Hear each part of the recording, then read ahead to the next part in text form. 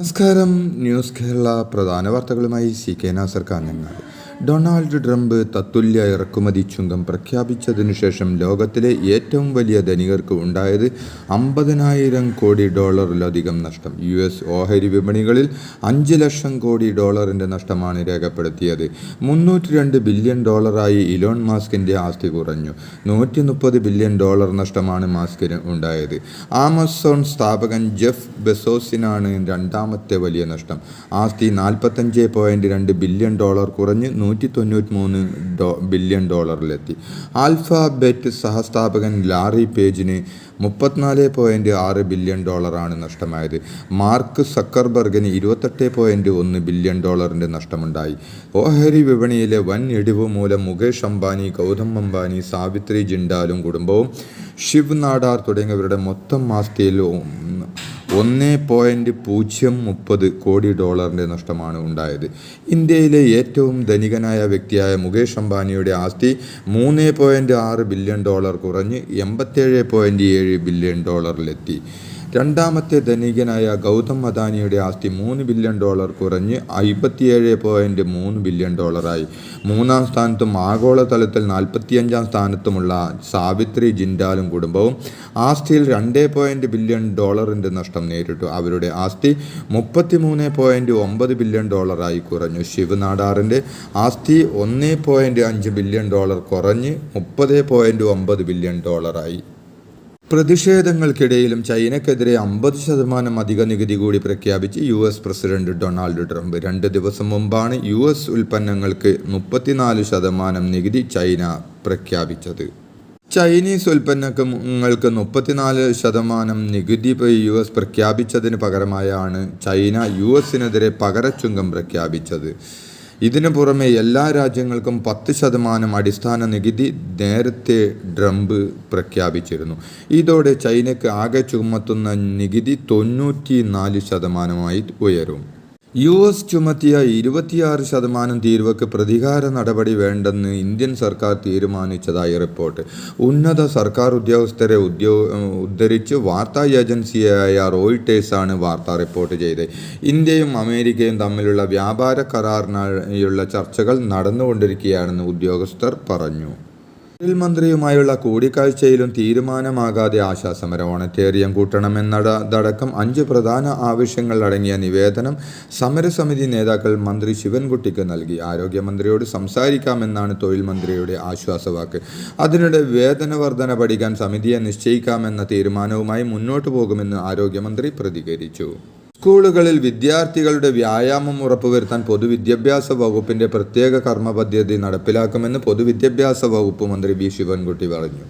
ലഹരി വിരുദ്ധ ബോധവൽക്കരണവുമായി ബന്ധപ്പെട്ട മുഖ്യമന്ത്രിയുടെ നിർദ്ദേശങ്ങളുടെ ഭാഗമായാണ് പ്രത്യേക കർമ്മ പദ്ധതി നടപ്പാക്കുന്നത്.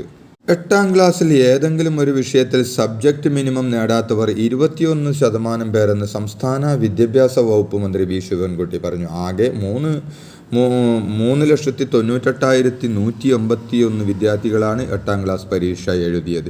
ഇതിൽ ഒരു വിഷയത്തിൽ എങ്കിലും E ഗ്രേഡ് ലഭിച്ചവരുടെ എണ്ണം 86,309 പേര് എന്നാണ് കണക്ക്. അതേസമയം ഒരു വിഷയത്തിൽ മിനിമം മാർക്ക് നേടാൻ കഴിയാത്ത 5,500 വിദ്യാർത്ഥികളും 8ാം ക്ലാസ്സിലുണ്ട്. ഏപ്രിൽ 8 മുതൽ 24 വരെ കുട്ടികൾക്ക് അതാത് വിഷയങ്ങളിൽ അധിക പിന്തുണാ ക്ലാസുകൾ നൽകുമെന്നും മന്ത്രി വ്യക്തമാക്കി. മുനമ്പം വിഷയം വലിച്ചു നീട്ടി വഷളാക്കിയത് സംസ്ഥാന സർക്കാരെന്ന് കോൺഗ്രസ് വർക്കിംഗ് കമ്മിറ്റി അംഗം രമേശ് ചെന്നിത്തല പറഞ്ഞു. മുനമ്പം വിഷയത്തിൽ അവിടുത്തെ ജനങ്ങളോട് എല്ലാ മുസ്ലിം സംഘടനകളും ഐക്യദാർഢ്യം പ്രഖ്യാപിച്ചതാണ്.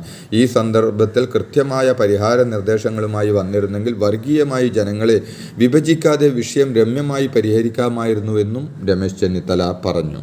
മുനമ്പത്ത് NDA നാളെ സംഘടിപ്പിക്കാൻ തീരുമാനിച്ച അഭിനന്ദൻ സഭ മാറ്റിവെച്ചതായി സംഘാടകർ അറിയിച്ചു.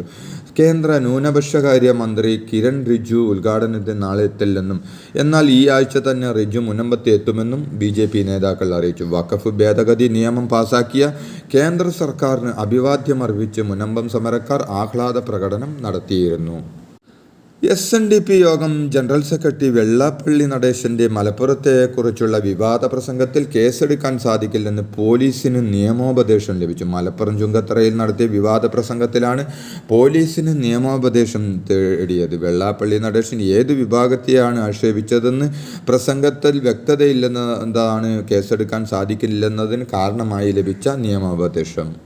ഹൈബ്രിഡ് കഞ്ചാവ് കേസിൽ ഹൈക്കോടതിയിൽ സമർപ്പിച്ച മുൻകൂർ ജാമ്യ ഹർജി നടൻ ശ്രീനാഥ് ബാസി പിൻവലിച്ചു. കേസ് അന്വേഷിക്കുന്ന എക്സൈസ് സംഘം നിലവിൽ താരത്തെ കേസിൽ പ്രതി ചേർത്തിട്ടില്ല. ഈ സാഹചര്യത്തിലാണ് ജാമ്യാപേക്ഷ പിൻവലിച്ചത്. നടന്റെ ഹർജി ഈ മാസം 22-ന് പരിഗണിക്കാൻ ഹൈക്കോടതി നേരത്തെ മാറ്റിയിരുന്നു. ഇതിന് പിന്നാലെയാണ് അപേക്ഷ പിൻവലിച്ചത്.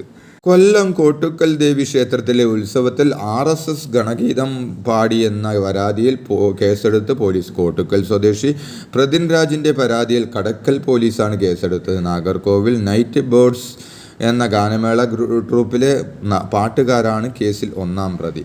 ക്ഷേത്ര ഉപദേശക സമിതി അംഗങ്ങൾക്കെതിരെ ഉത്സവ കമ്മിറ്റിക്കെതിരെയും കേസെടുത്തിട്ടുണ്ട്.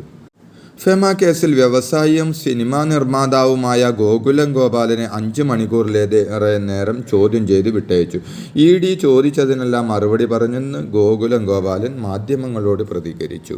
ലോകത്തിലെ ഏറ്റവും വലിയ കണ്ടെയ്നർ വാഹക കപ്പലുകളിലൊന്നായ MC തുർക്കി ഇന്ന് വിഴിഞ്ഞം ബെർത്തിൽ മെഡിറ്ററേനിയൻ ഷിപ്പിംഗ് കമ്പനി MCയുടെ ഉടമസ്ഥതയിലുള്ള ഈ കപ്പലിൻ്റെ വിഴിഞ്ഞത്തേക്കുള്ള വരവ് ഇന്ത്യൻ സമുദ്ര വ്യാപാരത്തിന് ഒരു പ്രധാന നാഴികക്കല്ലായാണ് വിലയിരുത്തപ്പെടുന്നത്. തദ്ദേശ സ്വയംഭരണ സ്ഥാപനങ്ങളുടെ സേവനങ്ങൾ ഒറ്റ പ്ലാറ്റ്ഫോമിലൂടെ ജനങ്ങൾക്ക് ലഭ്യമാക്കുന്ന K-സ്മാർട്ട് വ്യാഴാഴ്ച മുതൽ സംസ്ഥാനത്ത് പൂർണ്ണസജ്ജമാകും.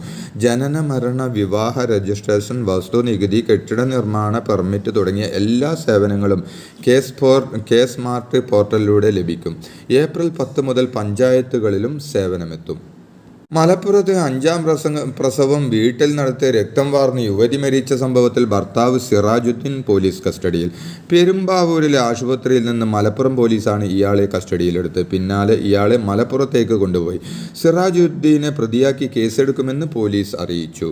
വീട്ടിലെ പ്രസവത്തെ തുടർന്ന് ഈ രക്തം വാർന്ന് യുവതി മരിച്ചത് മനഃപൂർവ്വമുള്ള നരഹത്യക്ക് തുല്യമെന്ന് ആരോഗ്യവകുപ്പ് മന്ത്രി വീണ ജോർജ് പറഞ്ഞു. മാതൃമരണ നിരക്കും ശിശുമരണ നിരക്കും ഏറ്റവും കുറവുള്ള സംസ്ഥാനമാണ് കേരളം. പക്ഷേ വർത്തമാനകാലത്ത് ചില തെറ്റായ പ്രവണതകൾ കൂടി നമ്മുടെ സമൂഹത്തിൽ ഉണ്ടാകുന്നു എന്നത് അനഭിലഷണീയമായ കാര്യമാണെന്നും കഴിഞ്ഞ ദിവസം മലപ്പുറത്ത് ഉണ്ടായ ഒരു അമ്മയുടെ മരണം തികച്ചും നിർഭാഗ്യകരമാണെന്നും മന്ത്രി വീണ ജോർജ് പറഞ്ഞു. അഴിമതി കേസിൽ വനം വകുപ്പ് പാലോട് റേഞ്ച് ഓഫീസർ സുധീഷ് കുമാറിനെ വിജിലൻസ് അറസ്റ്റ് ചെയ്തു. ഇരുതലമൂരിയെ കടത്തിയ കേസിലെ പ്രതികളിൽ നിന്നും 1.75 ലക്ഷം രൂപ കൈക്കൂലി വാങ്ങിയ കേസിൽ മൊഴി രേഖപ്പെടുത്താൻ വിളിച്ചു വരുത്തിയാണ് അറസ്റ്റ്. വനം വകുപ്പിലെ സ്ഥലം മാറ്റത്തിനായി ലേലം വിളി ഗൂഢാലോചന സംശയ നിഴലിൽ നിൽക്കുന്ന ഉദ്യോഗസ്ഥനാണ് സുധീഷ് കുമാർ.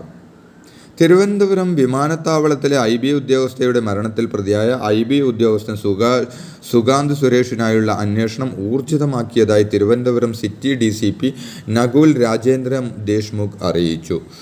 ഇതോടെ ഇന്നത്തെ പ്രധാന വാർത്തകൾ സമാപിച്ചു. നന്ദി, നമസ്കാരം.